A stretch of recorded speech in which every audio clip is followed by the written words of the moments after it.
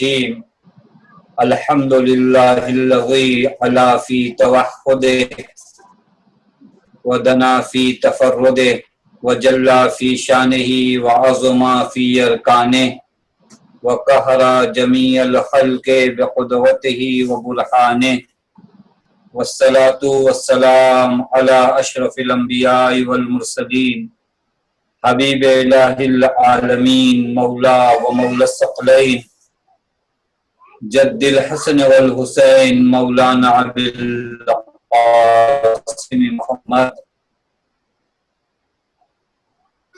وعلى اہل بیتہ الطیبین الطاہرین المعصومین المظلومین المنتجبین لا سیما بقیت اللہ فی الارضین واللعنة الدائمة الباقية العاجلة على أعدائهم ومنكري فضائلهم وغاصبي حقوقهم أجمعين من الآن إلى يوم الدين. أما بعد فقد قال مولانا أمير المؤمنين بسم الله الرحمن الرحيم إلهي وقد أفنيت عمري في شوة السهر عنك وأبليت شبابی فی صفوة التباعد منك. پروردگار عالم کی بارگاہ میں شکر ادا کرتے ہیں کہ اس معبود نے ہمیں اور آپ کو بارگاہ دعائے مناجات شعبانیہ میں حاضر ہونے کا شرف بخشا. کل آپ کی خدمت نے بیان کیا کہ ہم ذات حق تعالیٰ کے سامنے آ کر التماس کرتے ہیں اور اپنی تقصیر کو، اپنے نقص کو، اپنی کمی کو بیان کرتے ہیں اور کہتے ہیں کہ الہی ان کانا صغرا فی جنب طاعتک عملی فقد کبوا فی جنب وجائک عملی. گرچہ وادی طاعت میں میرے اعمال بہت کم ہیں، لیکن تیری ذات سے جو امید ہے اس وجہ سے میری آرزو بہت زیادہ اور بڑی ہیں. اور پھر اس کے بعد ارشاد ہوا تھا الہی کیف انقلب من عندک بالخیبۃ محروما. اے میرے اللہ میں تیرے حضور سے کس طرح نا امید لوٹ جاؤں، محروم لوٹ جاؤں. وَقَدْ كَانَ حُسْنُ ظَنِّي بِجُودِكَ.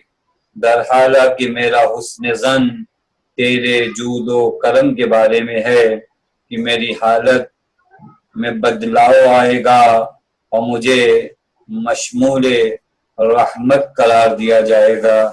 عرض کیا تھا آپ کی خدمت میں کہ ذات حق تعالیٰ پر حسن ظن رکھنا بہت اہم سرمایہ ہوتا ہے ایک بندے کے لیے.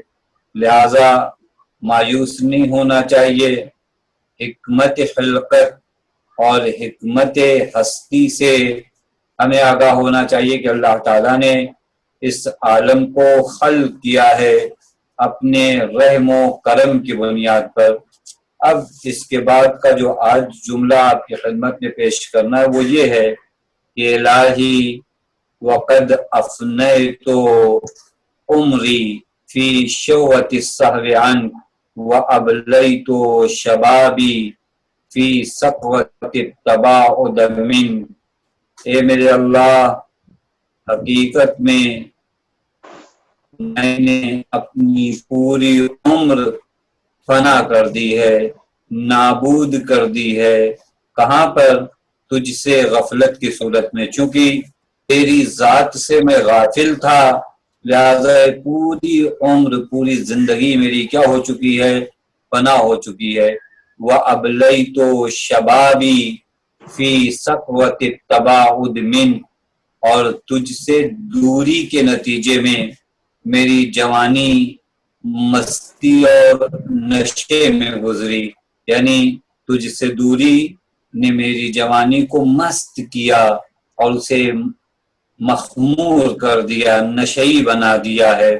یہاں پر اگر آپ توجہ فرمائیے جو فراز مناجات میں توجہ دلائی جا رہی ہے، یعنی امام علی علیہ الصلوۃ والسلام جس جانب ہمیں اور آپ کو متوجہ کرا رہے ہیں وہ یہ کہ انسان کس طرح اپنے پروردگار عالم سے غافل ہو کر اور اس ذات کی یاد سے اپنے آپ کو دور رکھ کر اپنی پوری ہستی کو ختم کر دیتا ہے، اسی طرح اس ذات سے دوری کے نتیجے میں اپنی جوانی کو مستی اور نشے میں گزارتا ہے۔ واقعاً تھوڑا سا توجہ کرنے کی ضرورت ہے۔ دیکھیے انسان جس طرح پیڑ پودے ہوتے ہیں ان کے اوپر بعض بیماریاں لگتی ہیں، بعض آفات جنہیں آپ کہیے، کبھی کبھی آپ نے دیکھا ایک زمانے تک ایک درخت اچھا پھل دے رہا تھا لیکن ایک مدت کے بعد اب اس میں پھل نہیں آتا، یا بعض کھیتیاں جو ہے ابتدا میں بہت اچھی ہوتی ہیں، بہت اچھے سے لہلہاتے ہیں ان کے پودے، لیکن پھر کوئی وائرس کوئی بیماری اس کھیت کو اور اس کھیتی کو لگتی ہے، اس کے بعد وہ اناج وہ دانے وہ ثمرات جو اس کھیتی سے ملنے چاہیے نہیں ملتے، کہتے آفت آ گئی، آفت آ گئی نہیں، کوئی بیماری اسے لگ گئی ہے۔ اب وہی کھیتیاں سرسبز تھیں لیکن اب ثمر آور نہیں ہو پاتی کیونکہ آفات کا شکار ہو چکی ہیں۔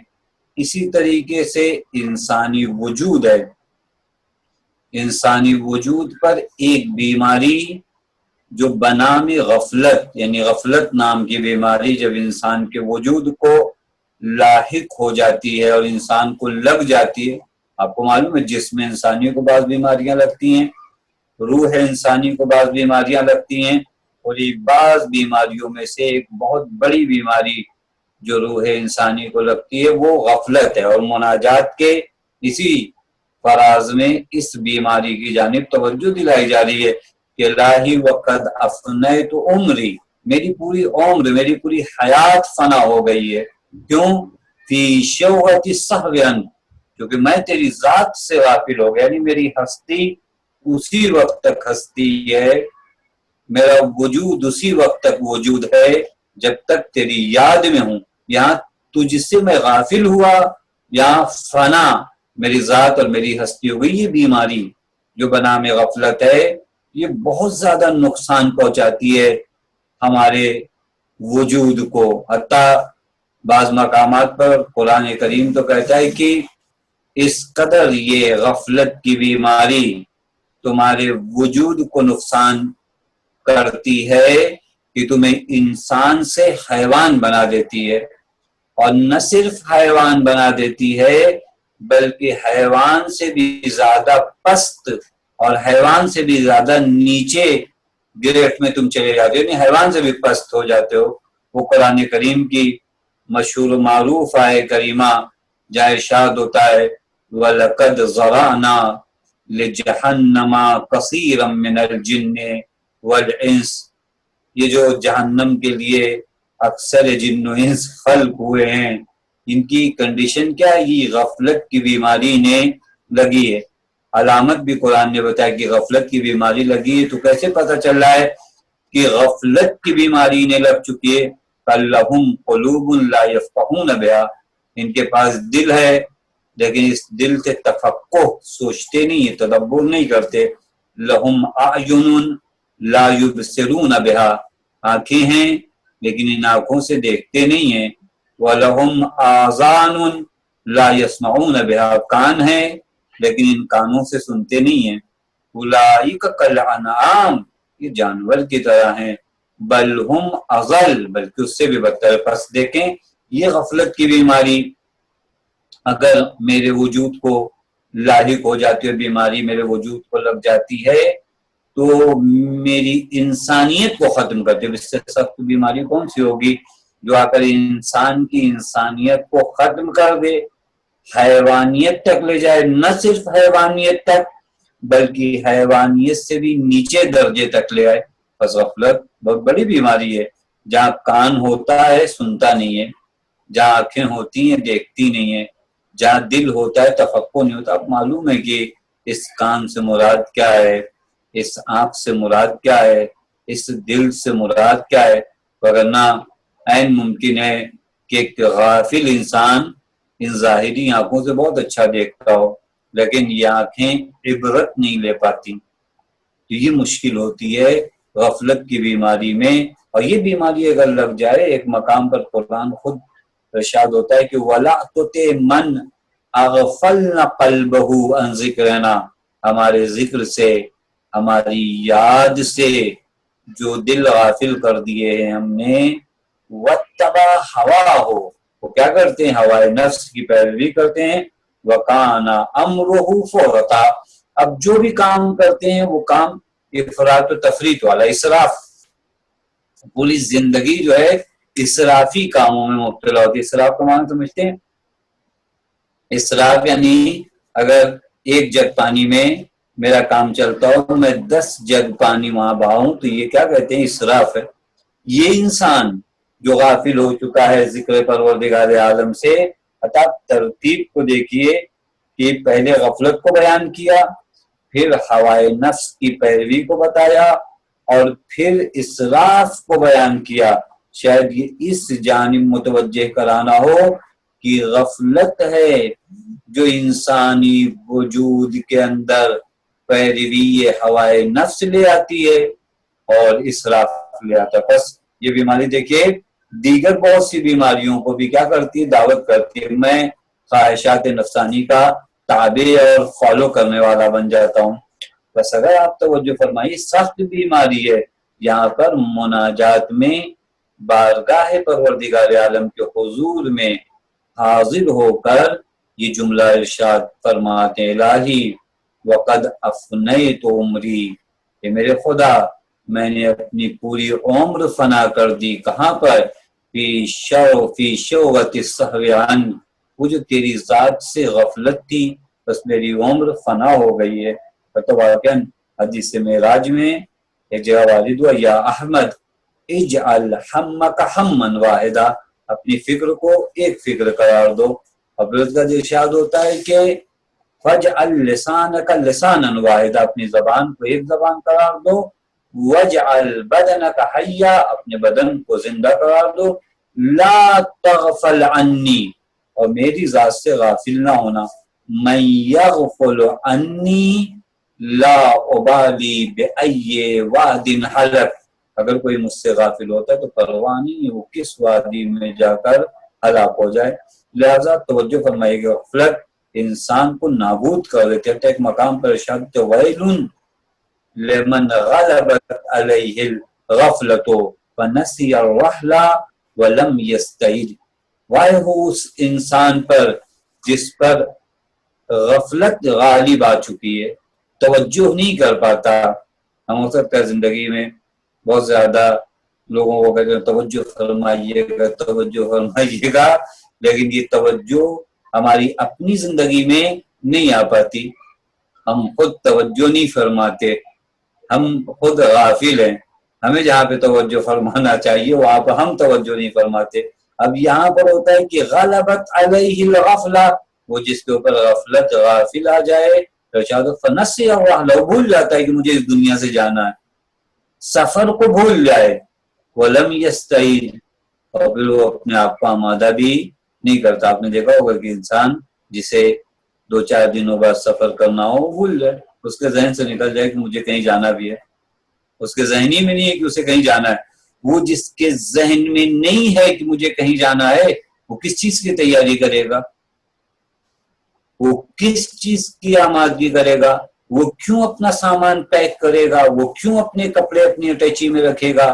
وہ کیوں اپنی ضروری زندگی کے سامان کو کارٹون میں رکھے گا؟ وہ کیوں تیاریاں کرے گا؟ کیوں تیاری کرے گا؟ اسے معلوم ہی نہیں کہ اسے سفر کرنا ہے. نسی الرحل، وہ بھول چکا ہے کہ اسے یہاں سے جانا ہے.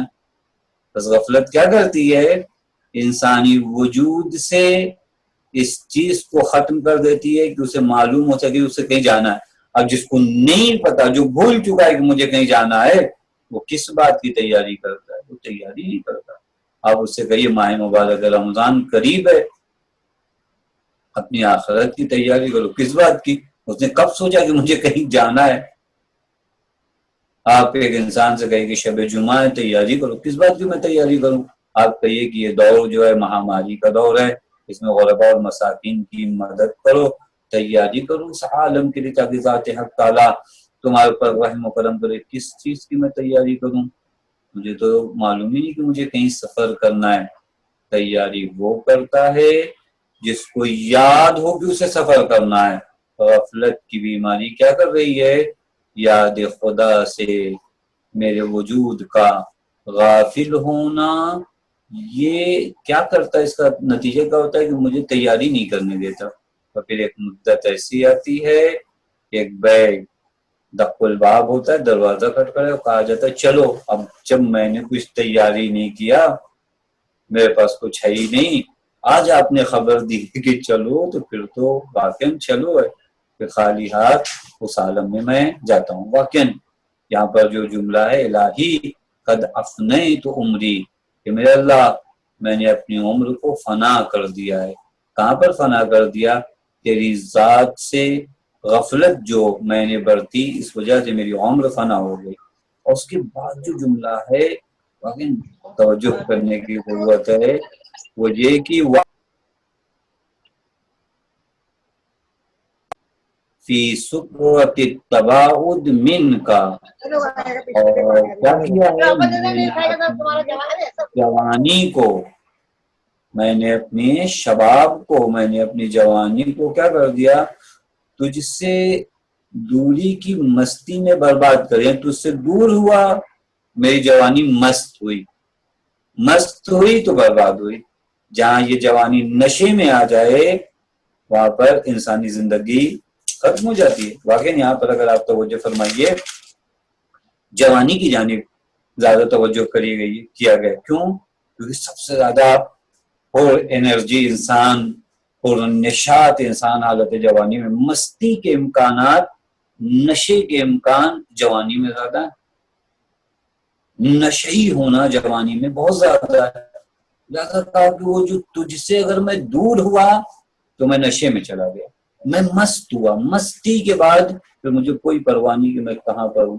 اگر آپ توجہ فرمائیے، یعنی ایام جوانی میں، جوانی کے دنوں میں ذات پروردگار عالم سے دوری کو اس مناجات میں مستی سے تعبیر کیا، نشے سے تعبیر کیا گیا. یہ جب مستی، اور میں نے کبھی آپ کے حضور میں اس سے پہلے بھی گفتگو کی تھی کہ جب یہ مستی اور نشے کا لفظ اور ورڈ یوز ہوتا ہے تو فوراً انسان کا ذہن کہاں جاتا ہے؟ شراب کی جانب، اس کے علاوہ اور جو نشاور چیزیں ہیں ان کی جانب جاتا ہے ذہن. جبکہ اگر آپ دیکھیں بعض چیزیں جو میرے جسم کو مست کرتی ہیں، بعض وہ چیزیں ہیں جو میری روح کو مست کرتی ہیں، میری روح کو نشے میں لے آتی ہیں. اور قرآن و احادیث میں اگر اس نشے کی تعبیر کو پوچھے تو قرآن کہتا ہے سخت نشہ ہے، احادیث کہتی ہے وہ نشہ شراب سے کہیں زیادہ سخت نشہ ہے. بعض نشے کائنات میں ایسے ہیں جن کی جانب ہم توجہ نہیں کرتے، وہ شراب سے زیادہ سخت نشہ ہے. میں آپ کی خدمت میں ایک دو حدیث پیش کروں تاکہ دھیرے دھیرے، کیونکہ ہم لوگ ماہ مبارک رمضان کے بھی قریب ہو رہے ہیں، اگر ابھی ہم نشے میں ہیں تو جھجھوڑا جائے، نشے سے بیدار ہوں. مہمانی خدا میں جانا ہے، اس نشے کے عالم میں تو اس مہمانی میں نہ جائیے. نشئی انسان پرہیز کرتا ہے کہ کہیں اچھی جگہ پہ نہ جائے، اپنے آپ کو بیدار کرے. تو ابھی کتنے نشے میرے وجود میں ہیں، کہیں ایسا تو نہیں کہ اسی نشے میں، بعض اوقات ایسا ہوتا ہے کہ نشے میں میں ماہ مبارک رمضان میں پہنچ گیا، اب نشے انسان کہیں بھی پہنچ جائے وہ کچھ حاصل نہیں کر پاتا. لہٰذا بھی میں اپنے نشے کو کیا کروں؟ ختم کروں. دیکھوں کس طرح کے نشے میرے وجود میں. امام علی علیہ السلام فرماتے ہیں سکر الغفلہ والغرور ابعد افاقتا من سکر الخمور. مولا فرماتے ہیں کہ غفلت کا نشہ، وہی جو بحث چل رہی تھی، غفلت کا نشہ اور غرور کا نشہ، تکبر کا نشہ، یہ دونوں نشے شراب کے نشے سے کہیں زیادہ، یعنی شراب کا نشہ 2-4-10 گھنٹے بعد جو ہے اتر جاتا ہے، لیکن یہ غفلت و غرور کا نشہ بہت دنوں تک انسان کے سر پر سوار رہتا ہے. تو جو فرما رہے ہیں امام فرما رہے ہیں اب آج افاقہ ہونے میں زیادہ ٹائم لگتا ہے.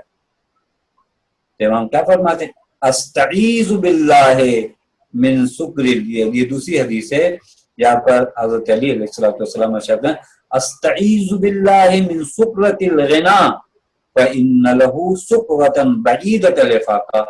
امام فرماتے ہیں کہ دولت بھی ایک نشاور چیزوں میں سے، خدا سے پناہ مانگو کہ یہ نشے دولت کہیں تم کو لاحق نہ ہو جائے. دیکھیں توجہ فرمائیے گا، بہت زیادہ توجہ فرمائیے گا. ہم دولت پروردگار عالم سے مانگتے ہیں، اچھی چیز ہے، لیکن یہ بھی مانگے خدا سے کہ خدا جب یہ دولت مجھے دینا تو اس کے نشے سے مجھے محفوظ رکھنا، یہ نشے دولت میرے وجود میں نہ آنے پائے. میں پناہ مانگتا ہوں، تیری ذات سے پناہ مانگتا ہوں کہ تیری ذات کی حفاظت میں آتا ہوں تاکہ یہ نشے دولت مجھے نہ لگنے پائے. کیوں؟ کیونکہ یہاں پر بھی یہی ہے کہ فَإِنَّ سُكْرَهُ بَعِيدَةَ الْإِفَاقَةِ، یہ جو نشہ ہے یہ بھی بہت دیر تک رہنے والا ہے. یا ایک مقام پر امام فرماتے ہیں، امام علی علیہ السلام کی بھی حدیث ہے، امام فرماتے السکر اربع سقوات، نشے چار ہیں. سکر الشراب، شراب کا نشہ، سکر المال، مال کا نشہ، سکر النوم، نیند کا نشہ، و سکر الملک، دولت کا نشہ. ملک یعنی حکومت کا نشہ، قدرت کا نشہ. ہوتا انسان کو مجھے پوسٹ مل جائے، منصب مل جائے، مقام مل جائے، یہ نشے. ایک حدیث جامع تر جو امام علیہ السلام سے ہے، میں آپ کی خدمت میں عرض کروں کہ امام فرماتے ینبغی للعاقل ان یحترس من سکر المال، ایک انسان عاقل کے اوپر واجب ہے. کیا واجب ہے؟ کہ وہ اپنے وجود کو بچائے. کس سے بچائے؟ من سکر المال، مال کے نشے سے. وسکر القدوہ، پاور کے نشے سے. وسکر العلم، علم کے نشے سے. وسکر المدح، تعریف کے نشے سے. یہ سب ایک ایک جگہ پر اگر رکا جائے تو بہت زیادہ گفتگو ہو سکتی ہے. میں بس آپ کی خدمت میں حدیث کا ترجمہ پڑھا ہوں. وسکر المدح وسکر الشباب، وہ جو بحث یہاں پر چل رہی جوانی کے نشے. یہ کیا ہے؟ سکر مال، سکر القدرہ، پاور کا نشہ. آپ دیکھیں کسی کو اگر مال ہو جانا، دولت مند ہونا عیب نہیں ہے. دولت کا نشہ اگر میرے وجود پر طاری ہو جائے تو پھر دیکھیے یہ دولت مند انسان کیا کرتا ہے. جب وہ نشے میں آ جائے تو نشے انسان کو تو کچھ نہیں پتا ہوتا، اس کا پیر کہاں جا رہا ہے، اس کا ہاتھ کہاں جا رہا ہے، کس کی دھکا دے رہا ہے، یہ کہاں گر جا رہا ہے، کہاں سے نہیں جانا ہے، کہاں سے جانا ہے، کسی بات کی بھی اس کو خبر نہیں ہوتی. کیوں؟ کیونکہ نشے میں. اسی طرح کبھی مالداروں کو نشہ دیکھے ان کو کبھی خیال نہیں ہوتا کہ یہ غربا کی بستی ہے، یہ مساکین کی بستی ہے، یا ایسے رہنا ہے ویسے رہنا. وہ اپنے مال کے نشے میں. اسی طرح کبھی پاور کا نشہ، سکری القدوہ، قدرت کا نشہ، یعنی پاور کا نشہ. پاور کا نشہ میں میرے بازوؤں میں طاقت ہے، میری پہچان وہاں تک ہے، میں جاننے والے میں کمشنر، یہ پھر وہ پاور کا نشہ. پھر وہ انسان کو حق و باطل سوچنے کا موقع نہیں دیتا، اس کو نشے ہی انسان ہے، پاور کا نشہ. اسی طرح علم کا نشہ، کبھی علم کا نشہ، یہ علم کچھ معلومات ہو جاتی ہے، اس کے بعد انسان نشے میں ہے. ابھی نشے میں کس طریقے سے اس کو پتہ ہی نہیں کہ یہ بھی معصوم نہیں، یہ غلط ہو سکتا ہے، یہ غلطی کر سکتا ہے. سامنے والا جو بات کر رہا ہے این ممکن ہے کہ وہ حق بول رہا ہے، میں باطل ہوں، مجھے علم کا نشہ ہے کہ نہیں. میں نے کہہ دیا تو پھر غلط کیسے ہو سکتا ہے، میں نے بتا دیا کہ یہ مسئلہ غلط کیسے ہو سکتا ہے، میں نے یہ کر دیا. یہ سکری العلم ہے. یا اسی طرح سکری المدح، تعریف کا نشہ. 2 4 10 لوگ ہماری آپ کی تعریف کرنے لگے، لیکن یہ تعریف جب ہونے لگتی ہے تو پھر اس کے بعد یہاں پر انسان کا اپنا بچنا، اپنے آپ کو بچانا کہ میں اپنے وجود کو بچا لے جاؤں اور تعریف کے نشے میں بہ نہ جاؤں، اپنی انسانیت فراموش نہ کر جاؤں. وہ 4 لوگ تعریف کریں، اس کے بعد میرے چلنے کا انداز بدل جائے، میرے فون اٹھانے کا انداز بدل جائے، میں نمبر چیک کر کے اٹھانا شروع کر دے گا. آخر وسکر الشباب، جوانی کا نشہ، سخت نشہ. امام فرماتے فَإِنَّ لِكُلِّ غَالِقٍ رِيَاحًا خَبِيثَةً تَسْلُبُ الْعَقْلَ. یہ کبھی کبھی آپ نے دیکھا زہریلی ہوائیں چلتی آج کل کے زمانے میں جو ہے یہ جو وائرس ہے وہ یہ ہوا میں اگر وائرس ہو، بات وائرس ہوا میں ہوتے ہیں نا، یہ ہوا جب چلتی ہے تو یہ ہوا کیا کرتی ہے، تسلب العقل، عقل کو آپ کی کیا کرتی ہے، سلب کر لیتی ہے، وہ تستخف الوقار، وقار کو نہایت پائن درجے پر لے آتی ہے۔ بس یہاں پر اگر آپ توجہ فرمائیے مناجات کے اس جملے میں کیا کہا جا رہا ہے، وَأَبْلَيْتُ شَبَابِي فِي سُقْرَةِ التَّبَاعُدِ مِنْهُ، یعنی اے میرے خدا جو تجھ سے میں دور ہوا ہوں اپنی جوانی میں، بس یہ جوانی مستی میں گزری ہے، یہ جوانی توجہ کے عالم میں نہیں، نشے میں یہ جوانی گزری ہے، چونکہ تیری ذات سے دور تھا۔ اور اب یہ اس کے بعد کے جو فراز ہیں وہ مربوط ہیں یہیں سے کہ الہی فلم استيقظ ایام اغتواری بکا ورکونی الی سبیل سخطک، یہ میرے اللہ میں اس قدر غافل تھا کہ میں بیدار نہیں ہوا، یعنی میں اٹھا نہیں، میں توجہ نہیں پایا، کہاں پر، ایام اغتوار من بکا، یعنی جب تیری شان میں نے غستاخی کی، وہ جگہ جہاں پر تیرا غضب تھا وہاں میں اپنے وجود کو لے گیا، سخطک یعنی تیری ناراضگی جس جگہ پر تھی وہاں پر میں نے اپنے وجود کو مائل کیا، وہاں میں گیا، میں بیدار نہیں ہو پایا۔ الہی فلم استيقظ، یہ فراز اگر آپ دیکھیں تو وہی جو ابھی فراز میں نے آپ کی خدمت میں مناجات کا پڑھا اسی کو کنٹینیو جاری کیا جا رہا ہے کہ اس قدر میری غفلت تھی، اس قدر غفلت تھی کہ میں بیدار نہیں ہو پایا۔ اب یہاں پہ توجہ کرنے کی ضرورت ہے، پھر وہی ایک محسوس مثال دوں اپنے عام زندگی کی تاکہ پھر اس وادی میں آ سکے۔ دیکھیں کبھی بار ہوتا ہے، نیند کی مثال دیتے ہیں کہ اگر بعض لوگوں کی نیند کیا ہوتی ہے، سنگین ہوتی ہے، یعنی کچھ بھی ہو جائے ڈھول بجائی کہ ان کے سامنے ان کی آنکھیں نہیں کھلتی، ڈھول بجائی ان کے سامنے ان کی آنکھیں نہیں کھلتی، بچے شرارت کر رہے ہیں وہ اپنا آرام سے سوئے ہوئے ہیں۔ کبھی کبھی تو ایسا ہوتا ہے کہ چور آ کر سارے ساز و سامان گھر کے چرا لے گیا، یہ کیا کر رہے ہیں، صاحب سو رہے ہیں۔ لوگوں کو کیا کرتے ہیں، بس اوقات ان کے اوپر پانی ڈالا جاتا ہے، پانی ڈال کے ان کو کیا کیا جاتا ہے، اٹھایا جاتا ہے، یہ آسانی سے ہوتے ہیں، ان کو شانے ان کے ہلائے جاتے ہیں، ان کے کاندھے ہلائے جاتے ہیں، اٹھیے بھائی اٹھیے۔ اچھا بہت سے لوگ آپ کو عام دنیا میں مل جائیں گے، ہو سکتا ہے ہم میں سے بھی بعض ہوں اور شاید ہو سکتا ہے ان میں سے ایک خود یہ بیان کرنے والا بھی انہی لوگوں میں سے ہو جو نیند کے معاملے میں اس قدر غفلت کی نیند سوتے ہیں، کہتے ہیں کہ بھائی بہت سنگین نیند ہے، نہیں اٹھتے آسانی سے۔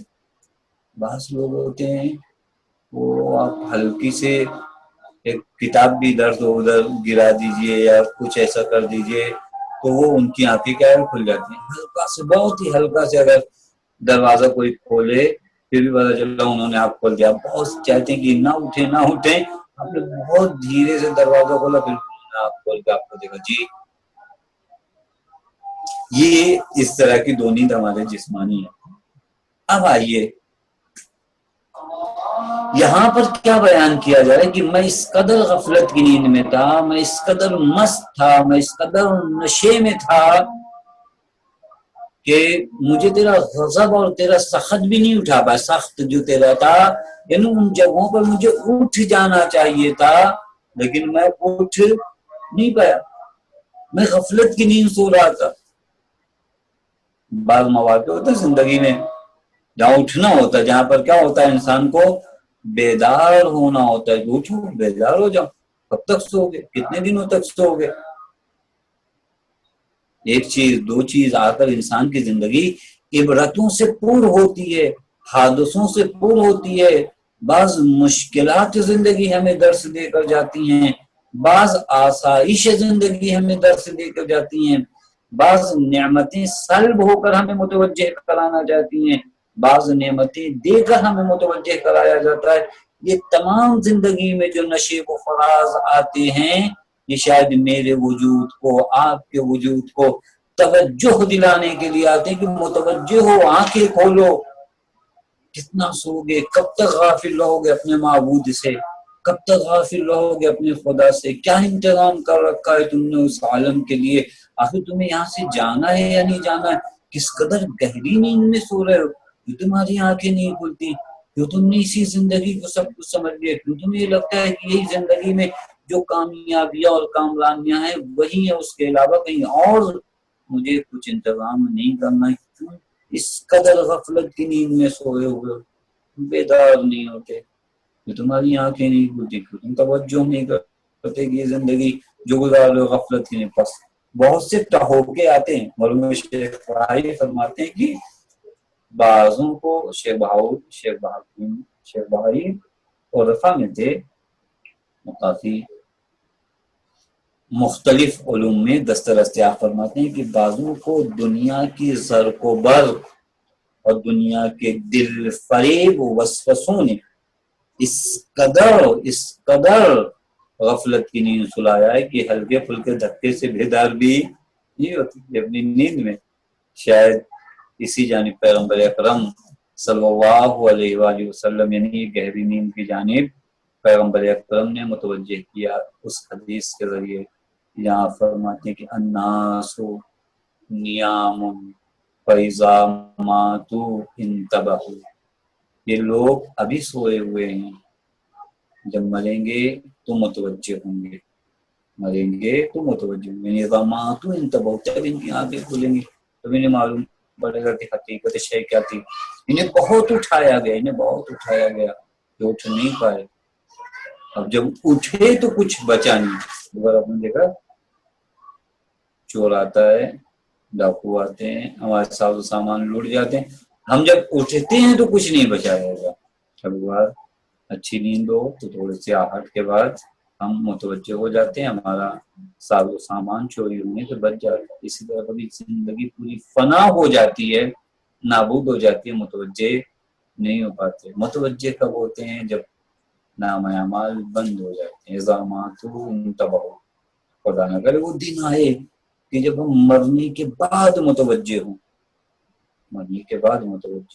ایسے لوگوں کو میت کہا گیا۔ خود قرآن کریم ایک مقام پر فرماتا ہے کہ انک لا تسمع الموتى، میرے حبیب تو ان میتوں کو اپنی آواز نہیں سنا سکتا، یہ میت ہیں۔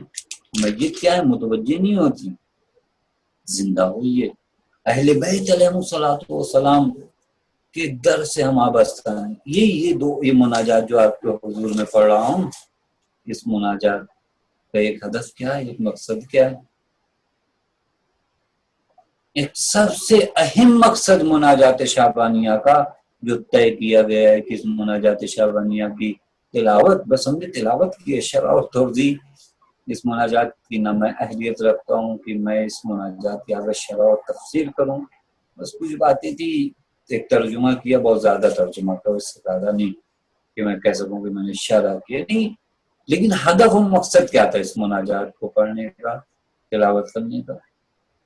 اپنے وجود کو جھجوڑنا تھا، مجھے اپنے وجود کو جھجوڑنا تھا، مجھے اپنے آپ کو متوجہ کرنا تھا۔ ایسا نہ ہو الناس نیام نظامات انتبہوا، جب مروں تو متوجہ ہوں، نہیں، قد افنیت عمری، میں متوجہ تو ہو جاؤں، میں اپنے عمر کو فنا کر رہا ہوں، اور توجہ میری جانب سے ذرا برابر اگر آ جائے، زندگی کی جانب اگر توجہ آ جائے، غفلت سے میرا وجود اگر ذرا پاک ہو جائے تو انسان متوجہ خوب سمجھتا ہے کہ سفر کیسا طے کرنا ہے، راستے کس طرح طے کرنے ہیں۔ لہذا ہمیں در اہل بیت علیہ الصلوۃ والسلام سے وابستہ ہوئے، کرنا میں پروردگار عالم ہے، اس در پر وابستہ ہونے والے لوگ لا تسمع الموتى میں نہیں آتے، چونکہ انہیں صحیح سدادیہ متوجہ کراتی ہے، نہج البلاغہ قرآن اہل بیت علیہ السلام کی احادیث، مجالس سید الشہداء، محافل اہل بیت علیہ السلام، اتنے آلات اور اسباب توجہ اس در پر موجود ہیں، یہاں غفلت کیسی؟ یہاں ہر لمحہ ہمیں توجہ دلائی جاتی ہے، یہاں ہر لمحہ میں متوجہ کرایا جاتا ہے۔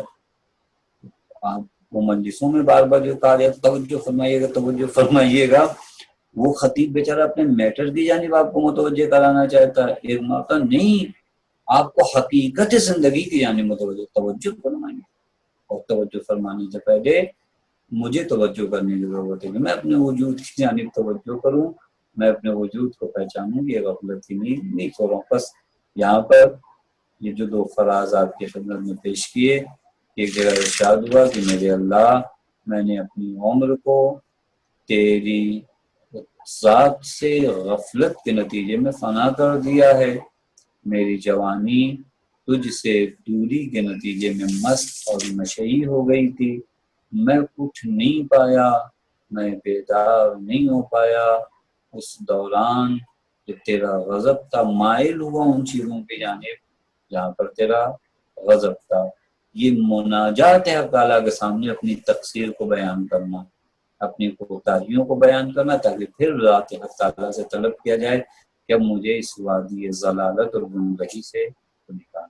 وآخر دعوانا الحمد للہ رب العالمین، وصلوا علی محمد وآل محمد، اللہم صل علی محمد وآل محمد، وعلی الحق حق واسطہ علی محمد کے حق واسطہ، مجھے بیمار میں شفا کامل عاجل عنایت فرما، وعلی الحق واسطہ علی محمد کے حق واسطہ، ہمیں جو پریشان ان کو پریشانیوں کو دور فرما، وعلی الحق واسطہ علی محمد کے حق واسطہ، ہمیں جو مقبول ان کے قرض غیب سے ادا فرما، وعلی الحق واسطہ علی محمد کے حق واسطہ، ہماری اس مختصر سی عبادت کو قبول فرما، وعلی الحق واسطہ علی محمد کے حق واسطہ، معبود ہمیں اور تمام شیعہ حضرت کرام کو اور تمام انسانیت کو اس وبا اور بیماری سے محفوظ فرما، وعلی الحق واسطہ علی محمد کے حق واسطہ، معبود ہم سے ہمارے امام کو راضی و خوشنود فرما، وعلی الحق واسطہ علی محمد کے حق واسطہ، معبود تجھے بی بی زینب سلام اللہ علیہ کا واسطہ، وارث بن صاحب امام زمان کو تعجیل فرما، ہمیں ان کے عوام انصار میں شمار فرما، ربنا تقبل منا انك انت السميع العليم، اللهم صل على محمد وعلى محمد، بسم الله الرحمن الرحيم، اللهم كن لوليك الحجة بن الحسن صلواتك عليه وعلى آبائه في هذه الساعة وفي كل ساعة وليا وحافظا وقائدا وناصرا ودليلا وحينا حتى تسكنه لك طوعا وتمتعه فيها طويلا، اللهم صل على محمد وآل محمد وعجل فوجهم واحلب أعداءهم۔ السلام علیکم ورحمۃ اللہ وبرکاتہ۔